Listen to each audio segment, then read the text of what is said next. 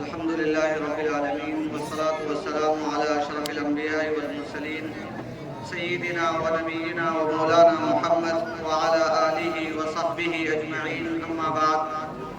قال اللہ تبارک و تعالی فی القرآن الکریم: اعوذ باللہ من الشیطان الرجیم، انا انزلنا الیک الکتاب بالحق لتحکم بین الناس بما اراک اللہ، صدق اللہ العظیم۔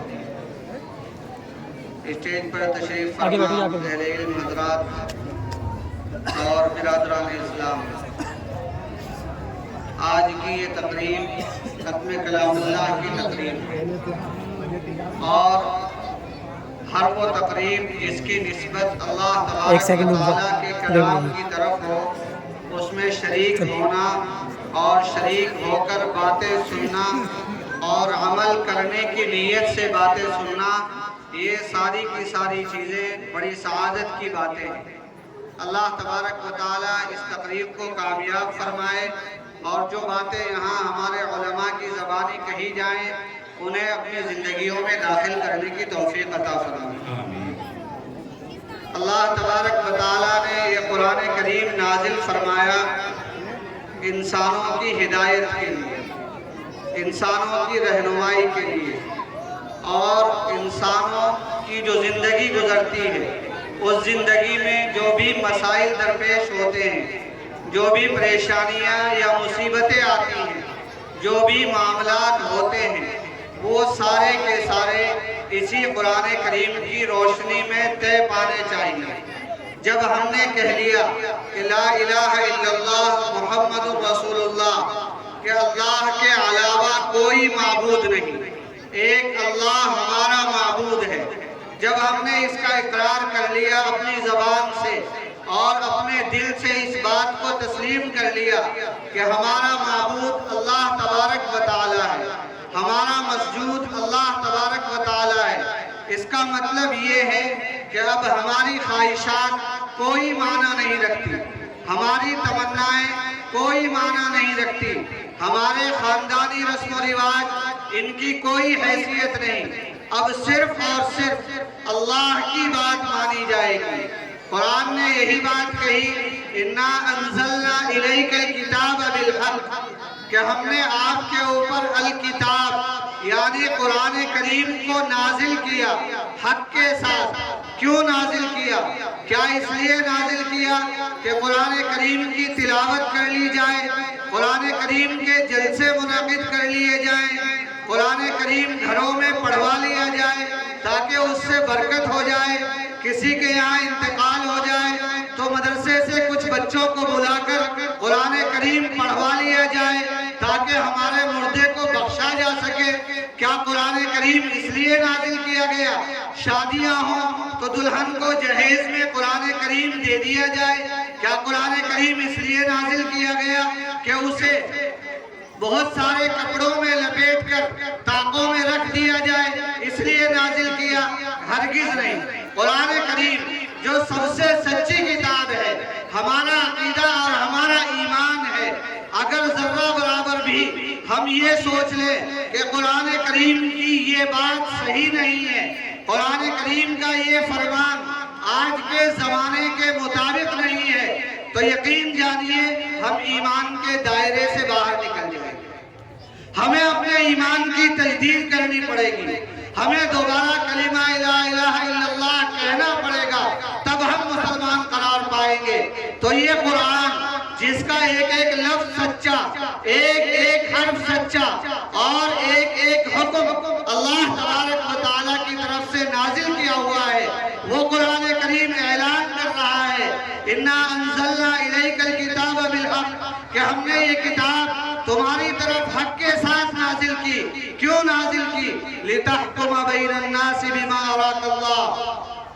غور کرنے کی بات ہے، ہم سب قرآن کریم کو اپنی کتاب کہتے ہیں، قرآن کریم کا احترام کرتے ہیں، قرآن کریم نیچے نہیں رکھتے، اگر قرآن کریم رکھا ہوا ہے تو ہم اس کو اٹھا کر چومتے ہیں، بوسہ دیتے ہیں۔ یہ ساری کی ساری چیزیں اپنی جگہ قابل مبارکباد ہیں، اس سے زندگیوں کے اندر برکتیں آئیں گی، اللہ تبارک و تعالیٰ کی رحمتیں آئیں گی، لیکن قرآن کے نازل کیے جانے کا مقصد صرف یہ نہیں ہے کہ اس قرآن کریم کو صرف چون لیا جائے اور چون کر رکھ دیا جائے۔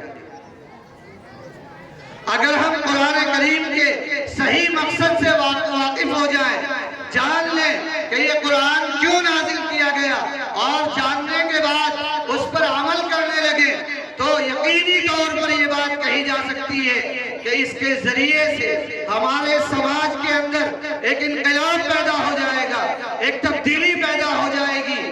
آج جو مصائب آ رہے ہیں، جو پریشانیاں آ رہی ہیں، یہ ساری کی ساری پریشانیاں ختم ہو جائیں گی۔ ہماری زندگی کے اندر امن ہوگا، سکون ہوگا، اطمینان ہوگا، گھرانوں کے اندر امن و سکون اور اطمینان ہوگا۔ ہم میں سے کون آدمی ایسا ہے جو گھر کے حالات سے پریشان نہ ہو؟ کوئی اپنی اولاد سے پریشان، کوئی اپنی بیوی سے پریشان، کوئی اپنے پوتوں سے پریشان، اور کوئی اولاد اپنے باپ سے پریشان۔ عجیب و غریب معاشرے کی صورتحال ہے۔ یہ وہی معاشرہ ہے جسے قرآنی معاشرہ کہا گیا ہے۔ اگر یہی قرآنی معاشرہ ہے تو پھر قرآن کے نازل کیے جانے کا کوئی مطلب نہیں، پھر قرآن کی عظمت کا کوئی مطلب نہیں۔ قرآن تو ایسا معاشرہ چاہتا ہے جہاں یہ ساری دقتیں نہ ہوں، یہ ساری پریشانیاں نہ ہوں، ایک دوسرے کی ہمدردی ہو، باہمی محبت ہو، ایک دوسرے کے لیے مر مٹنے کا جذبہ ہو، ایک دوسرے کے لیے خیر خواہی کا جذبہ ہو۔ قرآن ایسا معاشرہ چاہتا ہے۔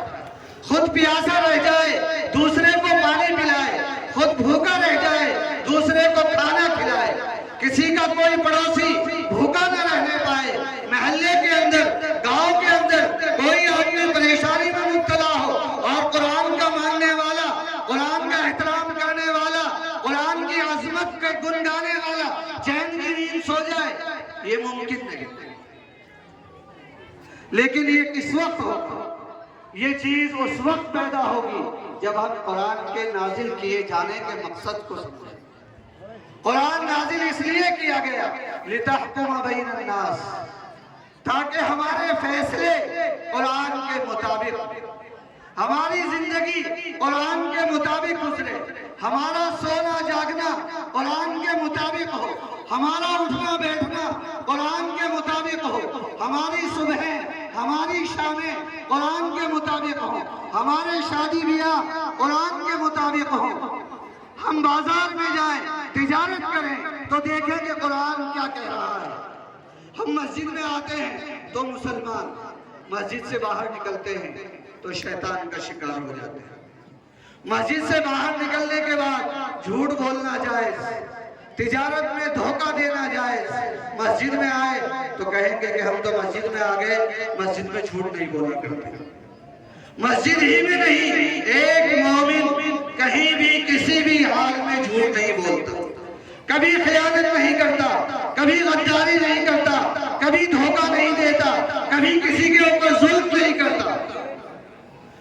وہ خاندان کا خیال رکھتا ہے، رشتہ داروں کا خیال رکھتا ہے، قرآن کی روشنی میں خیال رکھتا ہے، جہاں جس کا حق ہے وہ حق اس کو ادا کرتا ہے۔ اگر ہم اپنا سماج اور اپنا معاشرہ قرآنی بنا لیں گے، اور یاد رکھیے جتنے حضرات یہاں پر بیٹھے ہوئے، اگر صرف یہ حضرات تہیہ کر لیں، پختہ ارادہ کر لیں کہ آج کے بعد ہماری زندگی کا ہر فیصلہ قرآن کی روشنی میں ہوگا، ہماری زندگی کا ہر لمحہ قرآن کی بتائی ہوئی تعلیم کے مطابق طے ہوگا، اس کے ذریعے سے آپ کے گھرانوں کے اندر انقلاب پیدا ہوگا، اور جب گھرانوں کے اندر انقلاب پیدا ہوگا تو اس بستی کے اندر ایک تبدیلی پیدا ہوگی، اور پھر یہ بستی دوسری تمام بستیوں کے لیے ایک نمونہ بن جائے گی۔ شرط یہ ہے کہ ہم قرآن کو سمجھیں اور قرآن کے مطابق زندگی گزارنے کی کوشش کریں۔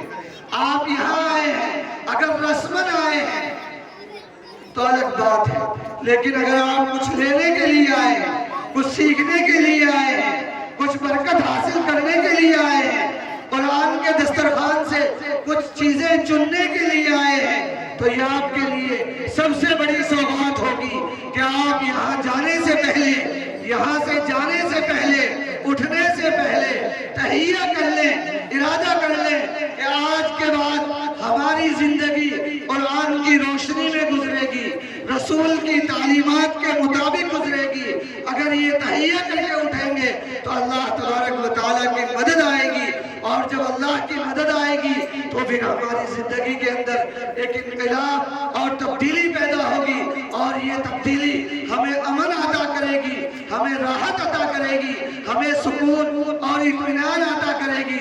اللہ تبارک و تعالی ہمیں صحیح معنی میں قرآن کریم پر عمل کرنے والا بنائے اور قرآن کریم کے حکموں کو سمجھنے والا بنائے۔ وآخر دعوانا الحمدللہ رب العالمین۔